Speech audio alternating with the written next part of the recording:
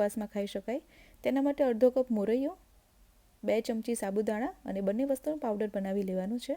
તેને એક બાઉલમાં ટ્રાન્સફર કરી લેવાનું છે. ત્યાર પછી તેમાં અડધો કપ ખાટું દહીં ઉમેરવાનું છે. દહીં ઉમેરી પહેલાં મિક્સ કરી લેવાનું. ત્યાર પછી જરૂર લાગે તેટલું પાણી ઉમેરી મિક્સ કરી બેટરની કન્સિસ્ટન્સી સેટ કરી લેવાની ઢોકળા જેવી. હવે તેને 15 મિનિટ માટે રેસ્ટ આપી દો.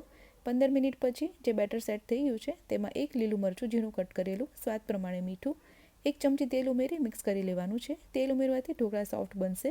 હવે તેમાં 1 ચમચી ઈનો ઉમેરવાનો છે, અડધા લીંબુનો રસ લેવાનો છે અને ઈનોને બેટર સાથે મિક્સ કરી ઓઇલથી ગ્રીસ કરેલી પ્લેટમાં ઢોકળાના બેટરને ટ્રાન્સફર કરી લેવાનું છે.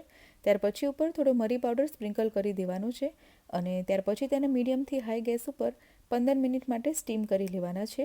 15 મિનિટ પછી ઢોકળા બનીને તૈયાર છે. તેમાં કટ લગાવી દેવાના છે. ત્યાર પછી તેમાં તેલ, જીરું, લીલું મરચું અને મીઠા લીમડાનો વઘાર ઉપર સ્પ્રેડ કરી દેવાનો છે. ઢોકળા બનીને તૈયાર છે.